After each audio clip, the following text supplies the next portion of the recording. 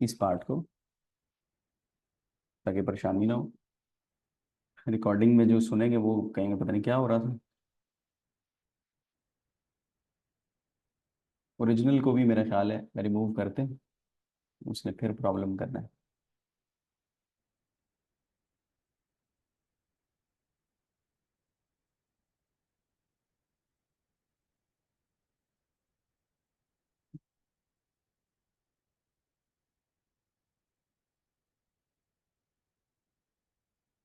Same है, कोई rate का फर्क नहीं आया इस साल में और पिछले साल में, इसलिए कोई परेशानी वाली बात नहीं है। ले जी अब अल्हम्दुलिल्लाह ट्रैक पे आ गए। पहले थोड़ा तंग कर रहा था, कोई बात नहीं, चले इसमें कर लेते हैं। ऑथेंटिकेशन की को भी चेक करते हैं, ये क्या मसला है, ये क्यों हमें तंग कर रहा है। ये देखिएगा, अब मैं यहाँ पे 9 लाख रुपए लिखता हूँ और ये है भी बड़ा फास्ट। कैलकुलेट देखें, जल्दी जल्दी हो रहा है अब सब कुछ। टैक्स चार्जेबल और पेमेंट्स, कंप्यूटेशंस पे आते हैं और देखते हैं कि कितना टैक्स बना है।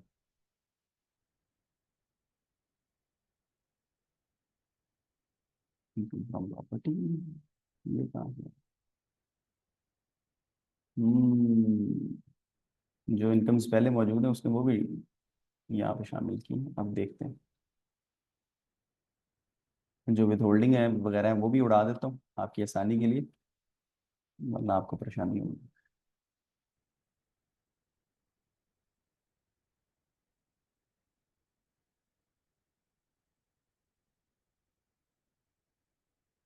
अब देखते हैं, अब ये बिल्कुल फ्रेश हो चुके हैं। अभी 7500 टैक्स डिमांड कर रहा है। क्यों कर रहा है, वजह क्या है, देखते हैं। वो कह रहे हैं जी 6 लाख रुपए तक अगर सैलरी है तो टैक्स जीरो, 6 लाख से 12 लाख रुपए तक है तो 2.5% है, 2.5%। अब ये कैसे कैलकुलेट करना है, 6 लाख रुपए तक तो आप कंसीडर ही ना करें, उसे ऊपर कंसीडर करें। कैसे करेंगे, अब जैसे मेरे पास इनकम है, लेट से मैं आपको एक एग्जांपल से समझाता हूँ।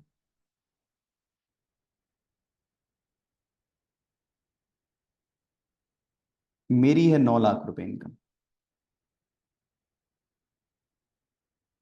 600,000 is exempt, so we should exclude. पीछे क्या बचता है, 3 लाख रुपए, मल्टीप्लाई कर दें 2.5% या 0.025, आंसर क्या आएगा, जो अभी सिस्टम ने कैलकुलेट किया। ठीक है, ये आंसर आ जाए, कोई मुश्किल नहीं।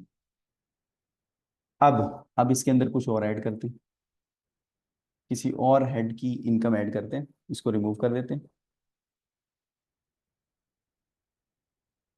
अब इसमें मैं इनकम फ्रॉम प्रॉपर्टी भी ऐड कर सकता हूँ, लेकिन उसमें कुछ कॉम्प्लिकेशंस हैं, कुछ परेशानी है। उसमें एक 1/5 अलाउंस है, वो आपको तंग करेगा, इसलिए मैं उसको नहीं छेड़ना चाह रहा। मैं ट्रेडिंग बिजनेस को भी छेड़ सकता हूँ, मैन्युफैक्चरिंग को भी, लेकिन उसमें फिर कॉस्ट ऑफ सेल्स वगैरह और बाकी डायरेक्ट इनडायरेक्ट की जो सेग्रीगेशन है वो इन्वॉल्व है, इसलिए उसको भी नहीं छेड़ रहा। मैं छेड़ रहा हूँ सर्विसेज बेस्ड बिजनेस को। उसमें क्या होगा, उसमें मैं ग्रॉस इनकम लिखता हूँ 8 लाख रुपए। एक बिजनेस है, सर्विसेज बेस्ड है, 8 लाख रुपए मैंने उससे कमाए पूरे साल में, और उस बिजनेस से रिलेटेड जो खर्चे थे वो मैंने किए। मैं वो टोटल करके लिख रहा हूँ। वैसे हर चीज का एक ब्रेकअप है कि किस लिमिट तक आप कैश में पेमेंट कर सकते हैं, किस लिमिट को अगर आप एक्सीड करें और कैश में पेमेंट करें तो वो एक्सेप्ट नहीं होगी, इनएडमिसिबल में चली जाएगी, यानी कि एड बैक हो जाएगी, रिवर्स हो जाएगी। तो वो चीजें अभी हम क्योंकि पढ़ के नहीं आए तो इसलिए मैं वो डिस्कस भी नहीं करना चाह रहा। तो मैं डायरेक्टली यहाँ पे तमाम एक्सपेंसेस को लिख देता हूँ, बिजनेस एक्सपेंसेस यहाँ मैंने लिखे। पीछे बिजनेस इनकम बची 3 लाख रुपए नेट, अभी हो जाएगी आपके सामने। ये बड़ी जबरदस्त एग्जांपल है और मैं अक्सर इसी को फॉलो करता हूँ, ये मेरी पसंद की। 3 लाख रुपए नेट बचे। अब जरा चेक कीजिएगा एक चीज, कंपटीशन पे है, ओए ओए ओए ओए, सैलरी कितनी, 9 लाख रुपए, और टैक्स कितना था, 7500 रुपये। बिजनेस इनकम 3 लाख रुपए, टोटल बनते हैं जी 12 लाख रुपए।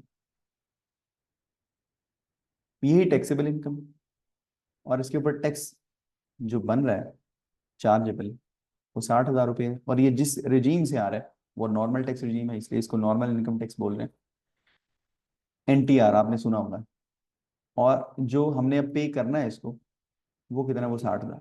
अब ये बड़ा परेशान कौन है, एकदम 60,000 रुपये हो गया यार, ऐसा क्या जुल्म कर दिया हमने, हम क्या लाखों से करोड़ों में चले गए, क्या हुआ। अब देखें, इधर चेक करते हैं, डायरेक्टली आप 12 लाख रुपए तक भी चेक कर सकते हैं।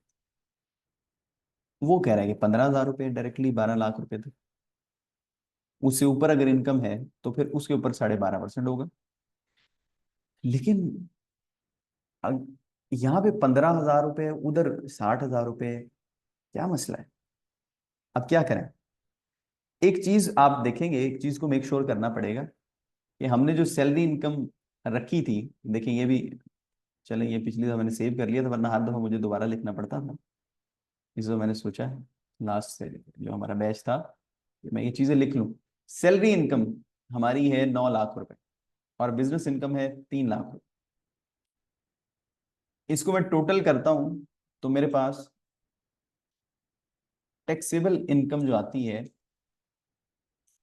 वो आती है 12 लाख। अब देखता हूं कि सैलरी टैक्सेबल इनकम का कितने परसेंट है, इसको मोर देन 75% होना चाहिए, ताकि सारी इनकम के ऊपर इंक्लूडिंग बिजनेस इनकम सैलरी वाला रेट लग जाए, जो कि कम होता है। अब ये एग्जैक्ट 75% है, 75 से कुछ 0.012% भी बढ़ जाती तो हम टैक्स बचा सकते हैं। लेकिन हम फंस गए, बड़ी परेशानी में आ गए। अब ऐसा सिनेरियो किसी कंसल्टेंट के सामने है तो बड़ा परेशानी में आता है वो, उसको पता है क्लाइंट ने इतना टैक्स तो पे करना नहीं। वो कहेगा आप क्या कर रहे हैं, मेरी इनकम 9 लाख रुपए तो मैंने सैलरी से कमाया था, उसके ऊपर सिर्फ 7500 रुपये टैक्स था। 3 लाख रुपए आपने नेट इनकम दिखाई बिजनेस की, और उसके ऊपर इतना टैक्स लग गया, आपने कोई गलती की है। अच्छा, वो समझ रहे होते हैं कि शायद ये नहीं सही कर रहा है, वो कहता आपको गलती की होगी, आपसे कोई मिस्टेक हुई है। हम बताते हैं नहीं, मिस्टेक नहीं है, ये मसला है, 75%। ये वो लोगों को समझ भी नहीं आती ये चीजें फिर। वो कहते पता नहीं यार क्या बात कर रहा है, पता नहीं इसको पता भी है या नहीं, मैं किसी और के पास चला। तो आप कभी बहुत ज्यादा टेक्निकल बात करेंगे ना, और अगले के बंदे की कैपेसिटी से ऊपर की होगी, वो बंदा कहे पता नहीं यार क्या बात कर रहे हैं, किसी और से मिलते हैं। और किसी 2 नंबर बंदे के हाथ चढ़ेगा, वो कहेगा टेंशन ही कोई नहीं, जो मैं टैक्स बस 8,000 रुपये बना देता हूँ, 7500 आपने ऑलरेडी पे किया, 500 और पे कर दीजिएगा। लेकिन हम भी ये कर सकते हैं, वो 2 नंबर तरीके से करेगा, हम 1 नंबर से करते हैं। आए जी, चलते हैं। अब करना क्या है, अब करना ये है कि सबसे पहले तो इसका सैलरी वाला वो टैक्स एडजस्ट कर दें गरीब का, कि इसने सैलरी के ऊपर 7500 रुपया ऑलरेडी टैक्स पे किया हुआ था, क्योंकि सैलरी तो उसके बिना मिलती नहीं। 9 लाख रुपए इसकी सैलरी थी, और 7500 रुपया उसके ऊपर टैक्स कट गया। अब कुछ सुख का सांस तो आ जाएगा।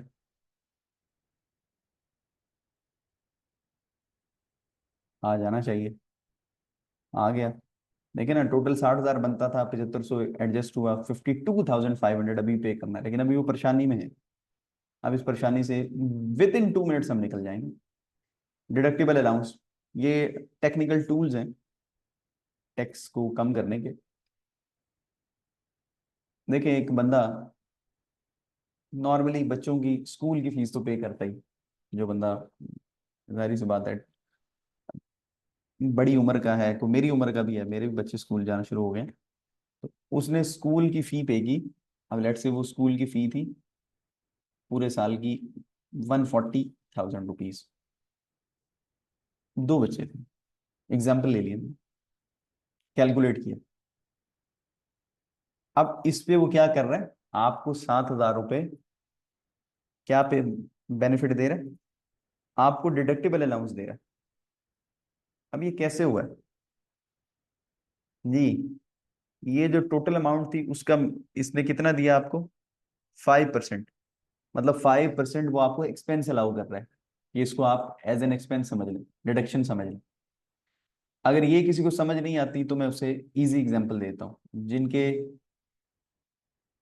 फिक्स डिपॉजिट अकाउंट वगैरह हैं, उनके ऊपर ज़कात की डिडक्शन होती है रमज़ान की आमद पे, अंडर ज़कात एंड उशर ऑर्डिनेंस 1980 गालिबन, और ये सेक्शन है इनकम टैक्स ऑर्डिनेंस का 60। अब लेट्स से जी 40,000 रुपये ज़कात कटे। अब इसमें कोई ये नहीं है, ये 40 ही अलाउ करेगा। उसमें 140 लिखा था, 7 अलाउ किया था, वो 5% ऑफ 140 था, वो कन्फ्यूजन हो सकती, मैंने कन्फ्यूजन से निकाल दिया। तो टोटल 40,000 वो अलाउ कर रहा है। अब इससे क्या होगा, इनकलाब आ जाएगा। देखिए टैक्स कितना हो गया, 14,000। क्यों, 1.2 मिलियन यानी कि 12 लाख रुपए पहले टैक्सेबल इनकम थी, टोटल भी इतनी थी। अब टोटल में से 40,000 का डिडक्टिबल अलाउंस निकला तो 1160,000 हमारी टैक्सेबल इनकम रहेगी, उसके ऊपर टैक्स।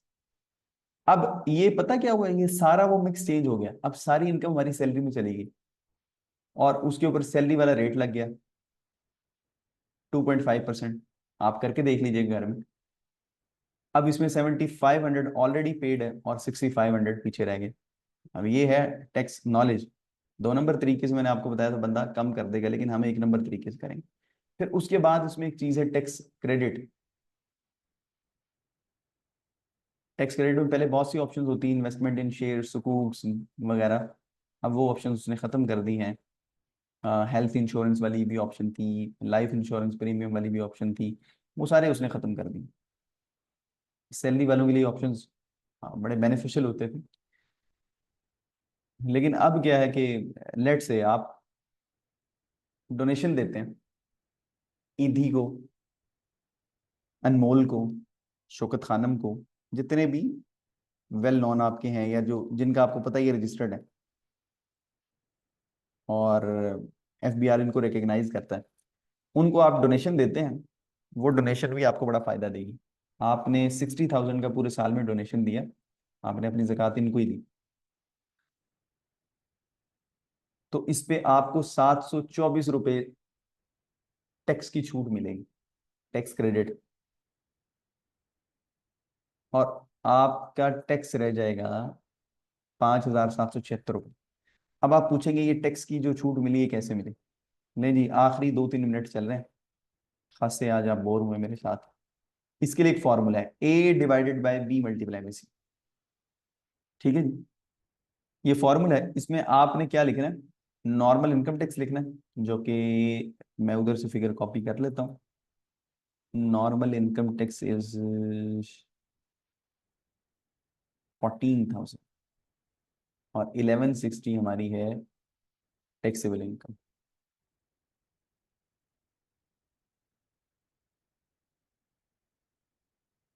तो देखिएगा 724 का आपको टैक्स क्रेडिट मिल गया।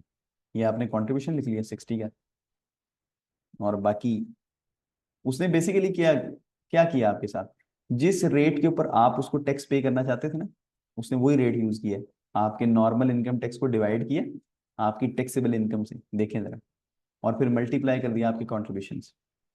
724 रुपये हमारा टैक्स क्रेडिट निकल आया, और अब हमारा टैक्स है 5,776। और अभी बहुत से विद होल्डिंग टैक्सेस और भी होते हैं हमारे पास।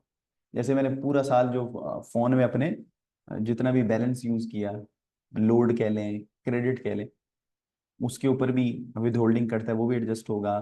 मेरे इंटरनेट के बिल के ऊपर विद होल्डिंग करता है, वो भी एडजस्ट होगा। अगर मेरा कहीं बिजली के बिल वगैरह के ऊपर कट गया, वो भी एडजस्ट होगा।